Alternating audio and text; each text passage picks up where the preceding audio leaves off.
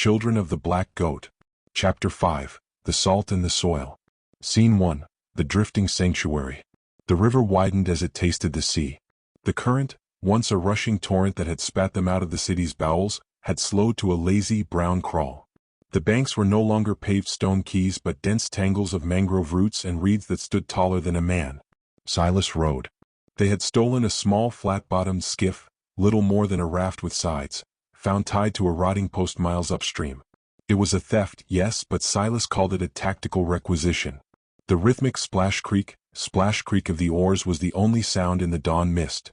Elin sat in the bow, wrapped in her colorful cloak, which was now stiff with dried river mud.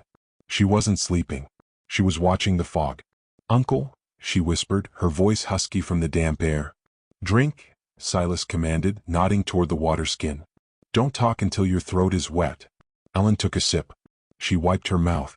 "The water smells different here," she said. "It smells like tears." "Salt," Silas corrected, though he didn't dismiss her poetic interpretation. "We are reaching the delta. The ocean tide pushes back against the river here. The water is brackish, half sweet, half salt." He looked at his hands. The blisters from rowing had burst and calloused over in the span of a night. His knee throbbed with a dull, insistent ache, a reminder of the miles they had run. "Are we safe?" Elin asked, looking back into the white nothingness of the mist behind them. "Safe is a lie people tell children to get them to sleep," Silas grunted, pulling the oars. "But we are unseen. For now." The mist began to thin as the sun climbed higher. The world revealed itself in muted colors, the gray-green of the water, the brown of the reeds, and the pale blue of a winter sky. And then a shape emerged from the fog ahead. It was a boat, but unlike any Silas had seen in the military navies. It was a wide, flat barge, painted in riotous colors of turquoise and ochre, though the paint was peeling to reveal gray wood beneath. A small house sat on the deck, smoke curling lazily from a tin chimney.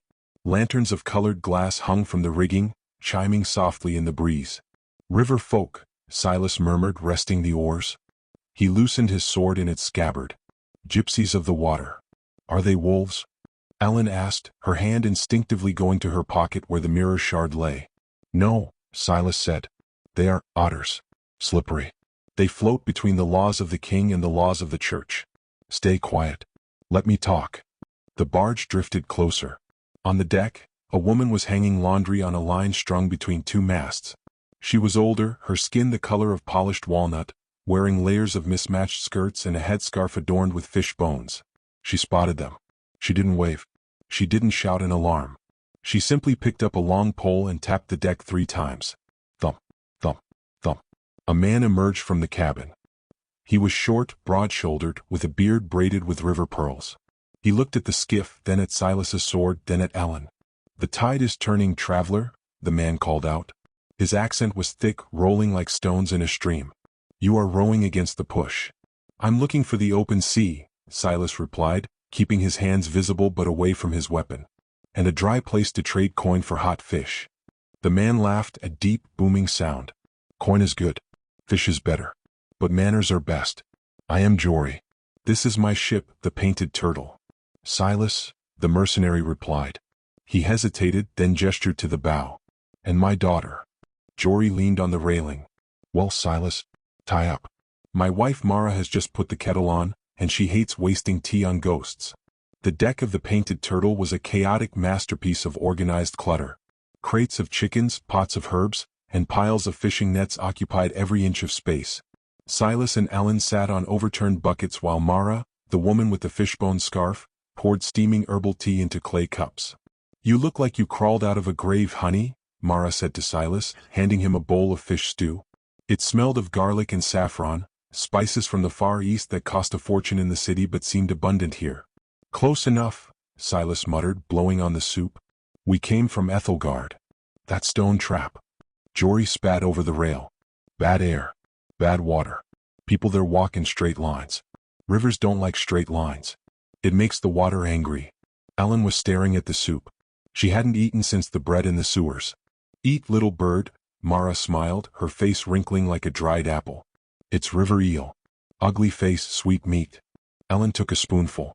Her eyes widened. "It's good." "Of course it's good," Jory winked. "The secret is not the fish. It's the water. We use rainwater, not river water. River water has too many memories in it. Silas ate slowly, his eyes scanning the horizon. He was tense.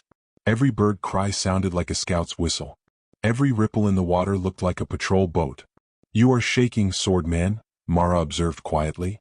She sat down on a coil of rope, picking up a piece of driftwood and a knife. She began to whittle. The cold, Silas lied. The fear, Mara corrected. She didn't look up from her carving. You have the eyes of a stag that smells the hunter. Silas set his bowl down. The warmth of the soup felt heavy in his stomach. We are being followed, Silas admitted. By men in red. And men in silver. Jory stopped checking his nets.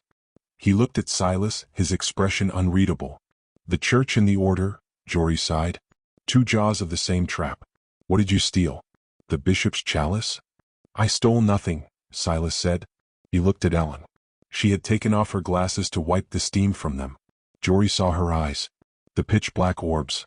Silas's hand twitched toward his sword. He waited for the scream. The accusation of demon. The panic. But Jory just tilted his head. Ah, the boatman said softly.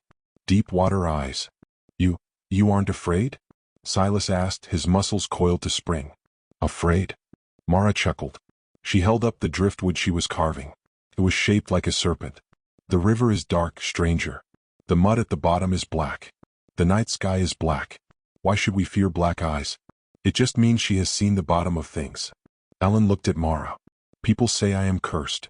People on land say many things, Mara scoffed. They build walls to keep the wild out and then they get scared when the wild grows inside them. On the river we know the truth. What truth? Elin asked. That you cannot fight the current, Jory said, sitting beside Elin. He pointed at a large rock jutting out of the water nearby. The current rushed against it, foaming and crashing. Look at that rock, Jory said. It is strong. It stands still. It fights the water every second of every day. And you know what? In 100 years that rock will be sand. The water will grind it down. He pointed to a drifting log floating past the rock. It bobbed, turned, and flowed around the obstacle, continuing its journey to the sea. But the log, Jory smiled. It yields. It turns. It doesn't fight the river, it becomes the river. And it reaches the ocean. He looked at Silas. You fight like the rock, soldier. I see it in your shoulders. You carry the weight of the mountain. You try to break everything that stands in your way. Silas looked at his scarred hands. It's the only way I know how to survive. It is a good way to break, Mara added softly. If you want to save the girl, maybe you need to stop being the rock. Be the water. Flow. Disappear. Rocks are easy to find on a map. Water has no address. Silas sat in silence. The boat rocked gently beneath him. 4 days he had been fighting the snow, the shadows, the monks, the guards. He was exhausted. His soul felt cracked. Be the water. How? Silas asked, his voice rough. How do I disappear when the whole world is watching? You change your shape, Jory said. He stood up and went to a chest on the deck. He pulled out a bundle of clothes, bright, mismatched fabrics, scarves, and beaded necklaces. The church looks for a soldier and a victim, Jory grinned. They look for gray cloaks and misery. They do not look for performers. Performers? Silas stared at the bright yellow sash Jory held up. We are heading to the Delta Market, Mara explained. It is a gathering of the river clans. Music, dancing, trade. 1,000 boats. 1,000 faces. If you wear gray you stand out. If you wear this. She tossed a shawl embroidered with red flowers to Elin. You are just another drop in the river. Silas picked up the yellow sash. It was ridiculous. It was something a court jester would wear. But he looked at Elin. She had wrapped the red floral shawl around her shoulders. It clashed with her dark eyes, but it made her look alive. Not a fugitive. Just a girl playing dress-up. It will cost you, Silas said, looking at Jory. We have no more coin. I need a strong back to row the sweep, Jory shrugged. My shoulder is bad when it rains. You row us to the market and we give you the clothes. And maybe a map of the smuggler's channels. Silas stood up. He unbuckled his heavy sword belt. He wrapped the weapon in an old oilskin and shoved it deep into the bottom of his pack. He took the yellow sash and tied it around his waist. It felt light. I haven't rowed a barge in 20 years, Silas grunted. Don't worry, Jory clapped him on the back. The river does most of the work. You just have to let it. By afternoon, the painted turtle was moving swiftly downstream. Silas manned the great sweep oar at the stern. He had shed his heavy fur cloak. He wore a loose shirt and the bright sash. He didn't look like a killer anymore. He looked like a tired boatman earning his keep. Elin sat at the bow with Mara. The old woman was teaching her how to braid river reeds into bracelets. "Uncle Silas," Elin shouted, holding up a clumsy green bracelet. "Look, I made a knot." Silas looked. He didn't scowl. He didn't hush her. "Good knot," he called back. He looked at the water flowing past the hull. He felt the current vibrating through the wood of the oar. For the first time since they left the north, he wasn't looking over his shoulder. He wasn't calculating kill zones or escape routes. He was just drifting. Strength isn't always about breaking the rock, he thought, watching the water swirl around the blade of his oar. Sometimes it's about enduring long enough to reach the sea. He took a deep breath. The air smelled of salt and wet earth. "Hey, Jory," Silas asked the captain. "Does this river go all the way to the edge?" "It goes where it wants, friend," Jory replied, playing a tune on a tin whistle. "We're just along for the ride." And for the first time in a long time, Silas was content to just be a passenger. The Delta Market was not a place. It was a living, breathing creature made of wood and canvas, floating on the black water.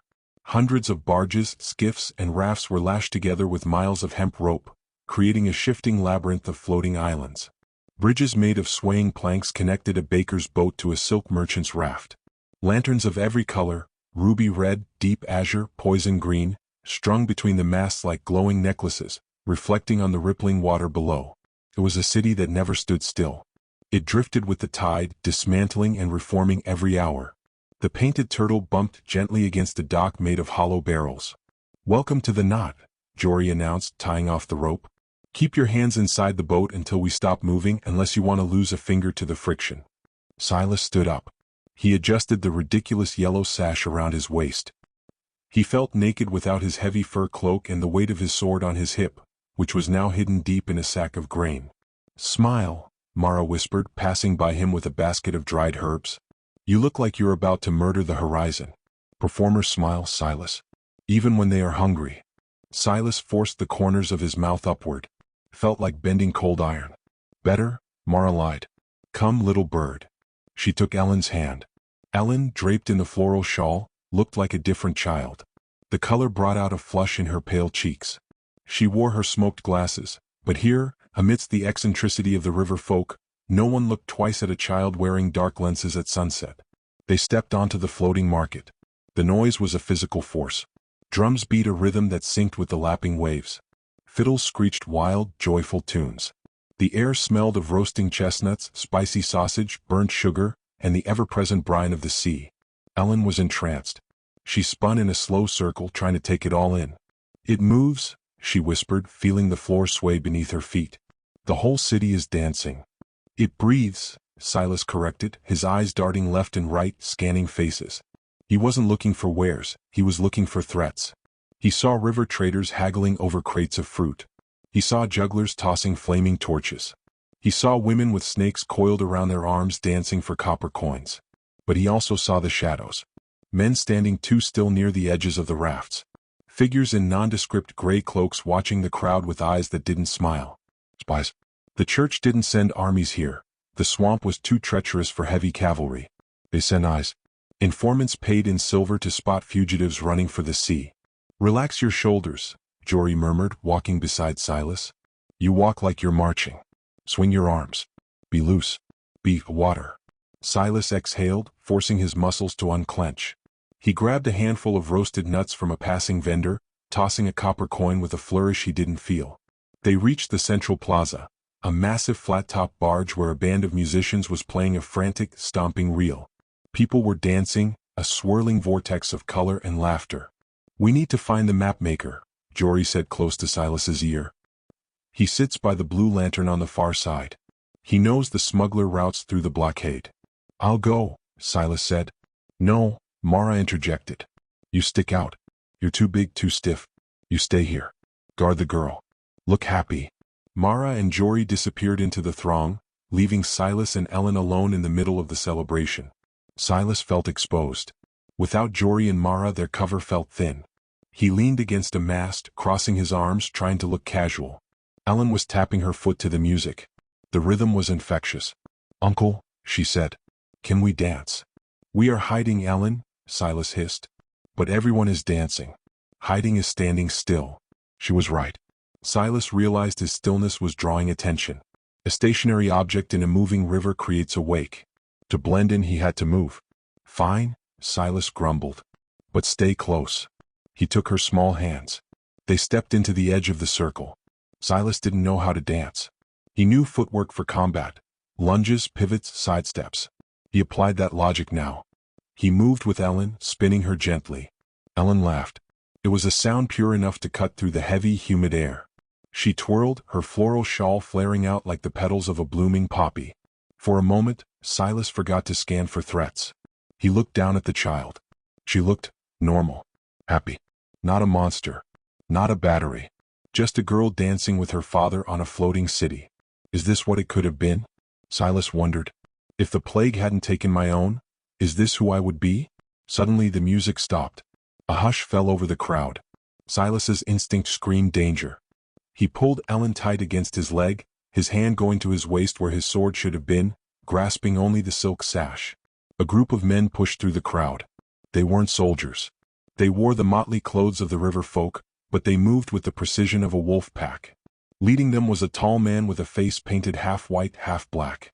A masked enforcer, the law of the river. He stopped in the center of the circle. He held up a scroll. "By order of the High Council," the man bellowed, his voice carrying over the water. "There is a bounty. A high bounty." He unrolled the scroll. It wasn't a picture of Silas. It was a drawing of a girl. A girl with black eyes. "The church seeks a demon child," the enforcer announced. "And her guardian a man of war. They are said to be heading for the sea." He looked around the crowd. His painted face was a terrifying mask of neutrality. "We river folk do not love the church," he said, and a murmur of agreement rippled through the crowd. "But the church pays in gold, and gold buys freedom." He began to walk through the crowd, peering into faces.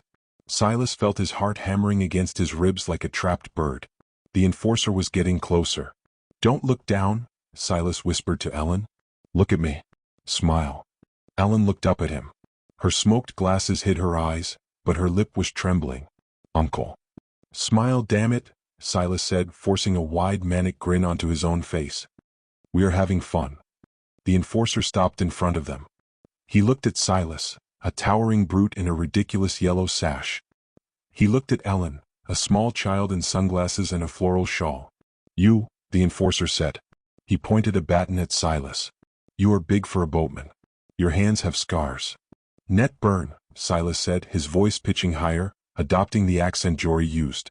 "Hauled a catch of sturgeon yesterday. Nearly took my thumb off." The enforcer looked at Elin. "Why the glasses, child?" "It is night." "She's blind," Silas lied quickly. "Born with milk eyes." The lamps hurt her head. The enforcer leaned down. "Is that true, little one?" Elin didn't speak. She reached out with her hands, groping the air until her fingers brushed the enforcer's painted face. "You have two faces," she whispered, her voice innocent and eerie. "One is sad. One is angry." The enforcer froze. The crowd held its breath. Then the enforcer laughed. "She has the sight," he proclaimed to the crowd. "A blind seer." He stood up, losing interest. "Keep her safe, big man. Seers are good luck for the fishing." He moved on to the next person. Silas felt his knees almost give way with relief. He grabbed Ellen's hand. "We're leaving," he breathed. "Now." But as they turned to slip away, a hand clamped onto Silas's shoulder. It wasn't the enforcer. It was a woman. She was dressed in rags, her face hidden by a veil of fishing net. She smelled of lavender and old paper, a smell that didn't belong in the swamp. "You act well, soldier," she whispered. Her voice was refined, cultured. "But you dance like a man dodging arrows." Silas tensed. "I don't know what you mean." "I saw you at the gate of Aethelgard," the woman said. "I saw you bribe the guard. And I know what is in your bag." She wasn't a river folk. She was a shadow broker. A spy who sold information to everyone. Silas looked around. The crowd was loud again, the music restarting. No one was watching. "What do you want?" Silas asked, his voice dropping to his true, dangerous register. "Information," the woman said. "You escaped the Silver Hand. No one escapes the Silver Hand. I want to know how." I walked out the front door, Silas growled. Liar, the woman smiled behind her veil. But I like liars. Listen to me. The blockade at the river mouth is tight. The church has deployed the sunships. They are burning any boat that doesn't stop. Why tell me this? Because, she pressed a small object into Silas's hand. I hate the silver hand more than I love gold. They took my sister. She stepped back, blending into the shadows. There is a storm coming tonight, she said. A real storm from the ocean. The sunships cannot sail in rough water. Their fires will go out. That is your only chance. Ride the storm. She vanished into the dancing crowd. Silas looked at his hand. She had given him a compass. But the needle didn't point north. It pointed sideways, toward a specific channel in the delta. Uncle? Elin tugged his sash. Jory and Mara are back. Silas looked up. Jory was waving from the dock, his face pale. They hurried back to the Painted Turtle. We have to go, Jory said, untying the ropes frantically. The enforcers are searching boats. They have dogs. I know. Silas hopped onto the deck, pulling Elin up. And I know the way. He showed Jory the compass. Jory's eyes widened. That points to the Widow's Channel. It's suicide. The rocks there are like shark teeth. There's a storm coming, Silas said, looking at the horizon where purple lightning was beginning to bruise the sky. The spy said the sunships won't sail in the storm. If we time it right, the storm will hide us. Ride a hurricane through a rock field? Mara crossed herself. You are mad. We are desperate, Silas said. He looked at Elin. She was taking off her glasses, looking at the lightning with awe. Water flows around the rock, Silas quoted Jory. But sometimes, the water is the storm. He took the sweep oar. Push off, Jory. We have a date with a hurricane. As the Painted Turtle pushed away from the festive lights of the market, Silas felt a strange shift. He wasn't just wearing the sash anymore. He wasn't just pretending to be a boatman. He was the boatman. He was the one steering them into the dark. And for the first time he realized that the mask he wore, the mask of the protector, the father, the leader, fit him better than his old soldier's helmet ever did. Elin, Silas called out over the rising wind. Get below deck. Tie yourself to the bunk. Are you scared, Uncle? She asked. Terrified, Silas grinned, and it was a feral, wild grin. Now go. The barge drifted into the black channel, leaving the music behind, sailing straight into the teeth of the coming storm. The Widow's Channel earned its name because it was not a river, it was a grinder. Here, the delta narrowed, squeezed between two cliffs of jagged black basalt that rose like the fangs of a subterranean beast. The water, furious at being confined, boiled and churned, creating whirlpools strong enough to snap a keel in half. And tonight the sky was helping. The storm had arrived. It was not merely rain, it was a drowning of the world. Lightning tore the sky open in violet jagged lines, illuminating the chaotic white foam of the waves. Thunder didn't roll, it cracked like a whip right next to their ears. The Painted Turtle was a leaf in a gale. Hold the line. Jory screamed, his voice barely audible over the roar of the wind. He was at the tiller, wrestling the wooden arm with every ounce of his strength. The veins in his neck bulged like cords. Don't let her turn broadside. If the waves hit the side, we flip. Silas was at the bow, drenched to the bone. The yellow sash was soaked and heavy, but he didn't care. He held a long pole, using it to push off the rocks that loomed out of the darkness like attacking ghosts. Elin. Silas shouted without looking back. Stay down. Elin was below deck, tied to the bunk as ordered. The world outside was tilting 40 degrees to the left, then 40 degrees to the right. The lanterns inside the cabin swung wildly, casting dizzying shadows. But she wasn't scared. She was listening. She could hear the water. Not just the roar, but the voice underneath. It was angry, yes, but it was also singing. It was a song of freedom. Back on deck, Mara was securing the loose crates. They are coming. Mara pointed back upstream. Silas looked back. Through the curtain of rain he saw lights. Not lightning. Fire. 3 massive shapes emerged from the gloom. They were the sunships. They were galleons of war, built of white oak and reinforced with gold-plated steel. They were magnificent, terrifying floating cathedrals. On their prows, massive braziers burned with alchemical fire, green and gold flames that the rain could not extinguish. They are crazy, Silas wiped water from his eyes. They are sailing full canvas in a hurricane. They believe their god controls the wind. Jory shouted, spinning the wheel to avoid a submerged log. Arrogant fools. The river has no god. The lead sunship was gaining on them. It was faster, powered by banks of oarsmen rowing in perfect, slave-driven unison. Boom. A ball of green fire shot from a catapult on the sunship's deck. It arced through the storm, hissing as it cut through the rain. It missed the painted turtle by 10 yards, splashing into the water. But it didn't go out. The Greek fire floated on the surface, burning the water itself, creating a wall of steam. They aren't trying to capture us, Silas realized. They are trying to burn the river down. To the right. Jory yelled. The needle rocks. We have to thread the needle. Ahead, 2 massive spires of rock protruded from the water, the gap between them barely wider than the barge. If we miss, we are splinters. Silas roared. Then don't miss. The barge surged forward, riding the crest of a massive wave.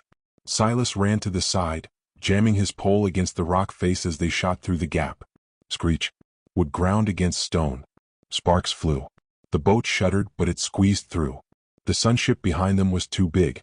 It couldn't follow. But it didn't turn. They aren't turning. Silas watched in horror. Turn, you idiots. You won't fit. The captain of the sunship, standing on the high forecastle in his silver armor, seemed to believe that his faith was stronger than the basalt. Or perhaps he simply couldn't turn the massive vessel in the gale. The sunship hit the needle rocks. Crunch. It wasn't a thud. It was the sound of a forest snapping. The massive hull of the galleon disintegrated upon impact. The prow crumpled. The mast snapped like twigs, crashing down onto the deck, crushing the soldiers below. The alchemical fire from the braziers spilled. The ship ignited. In seconds it was a bonfire in the middle of the flood. Silas watched the soldiers, men in red and silver, leaping into the churning black water. Their heavy armor, designed to deflect swords, now dragged them down to the bottom like stones. He saw a hand reaching up from the foam. A young face, screaming silently before the water took him. Silas felt a pang in his chest. Not triumph. Pity. They died because they wouldn't bend, Silas whispered. Eyes front, soldier. Jory shouted. The dead are dead. We are still busy dying. The current dragged the painted turtle past the wreckage. They were now in the wildest part of the Widow's Channel. The waves here were chaotic, bouncing off the cliff walls, creating a washing machine effect. Suddenly, the tiller in Jory's hands snapped. Crack. The wood sheared off at the base. Jory was thrown across the deck. The rudder. Jory scrambled up, his face bloody. The rudder is gone. We have no steering. The barge began to spin. Without the rudder, they were at the mercy of the whirlpools. Get the sweep. Silas grabbed the large steering oar at the back. He tried to jam it into the water to act as a makeshift rudder. But the force was too great. The oar kicked back, hitting Silas in the ribs, knocking the wind out of him. We're going to hit the wall. Mara screamed, pointing to the cliff face looming out of the dark. They were spinning toward destruction. Silas struggled to his feet. He looked at the water. It was a chaotic mess of black and white foam. He couldn't read it. He didn't know where the deep channel was. I can't see the path. Silas roared. The door to the cabin banged open. Elin stumbled out. She wasn't tied up anymore. She had cut the rope. Elin, get back. Elin didn't listen. She crawled across the wet, heaving deck. She grabbed the railing. She took off her smoked glasses. In the flashes of lightning, her eyes were terrifying voids. She looked at the water. It's not chaos, Elin yelled over the wind. It's a dance. Uncle, look at the foam. Silas looked. He saw only death. I don't see it. The right. Elin pointed with a small, trembling finger. The water is pulling to the right. It wants to go there. Silas looked where she pointed. To the right, there was a patch of dark water, free of whitecaps. It looked like a hole. That's a whirlpool. Jory shouted. No. Elin insisted. It's the throat. It goes through. Silas had a choice. Trust the experienced boatman, or trust the cursed child who claimed to hear the wheat scream. He looked at Elin. She wasn't looking at him with fear. She was looking at the water with recognition. As if the storm was a relative she hadn't seen in years. Right? Silas roared. He grabbed the sweep oar again. He didn't fight the spin. He leaned into it. He used his monstrous strength to push the boat toward the dark patch. You'll kill us. Jory yelled, but he grabbed the oar too, helping Silas push. The barge spun violently. It slid sideways, dropping into the dark water. For a second they were underwater. The wave crashed over the deck, sweeping chickens and crates into the abyss. Silas held onto the oar with one hand and grabbed Elin's tunic with the other. Then, silence. The boat popped up. They weren't against the cliff. They had shot through a hidden archway in the rock, a tunnel carved by the water over millennia. The wind stopped howling. They were in a sea cave. The water here was calm, rising and falling with the breath of the tide. Silas coughed up water. He wiped his eyes. "We're alive," he croaked. The barge drifted through the tunnel. And then ahead a light appeared. Not the jagged flash of lightning, but a soft, gray luminescence. They drifted out of the cave. The sky opened up. The storm clouds were behind them, hanging over the mountains like a dark, bruised curtain. Ahead of them lay the ocean. It was vast, endless.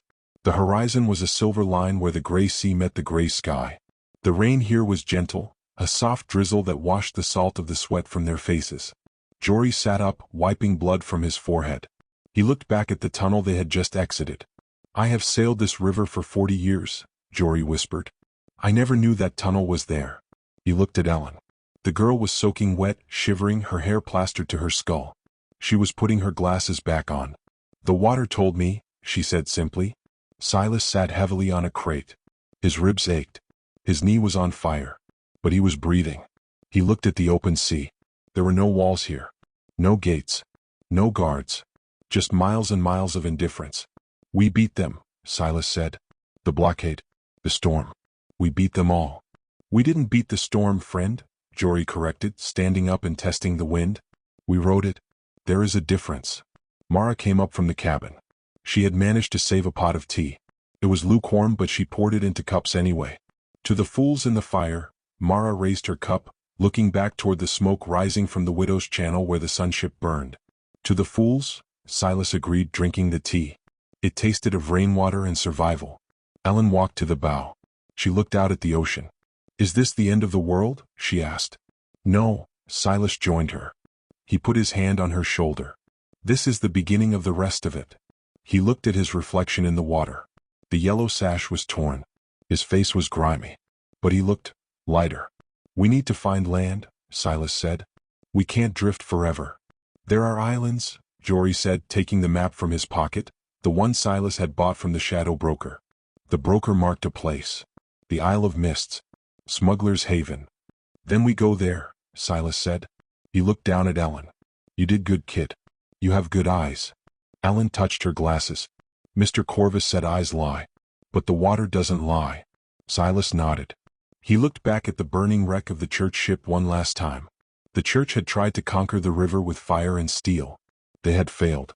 Silas and Elin had survived with a broken oar and a child's intuition. The rock breaks, Silas thought. The water flows. He took off the yellow sash. He didn't need the disguise anymore. Out here on the open sea there was no one to fool. "Let's go," Silas said. "I think I see a break in the clouds." And indeed, far on the horizon, a single shaft of sunlight pierced the gloom, turning a patch of the gray ocean into liquid gold. It wasn't much, but it was enough to steer by.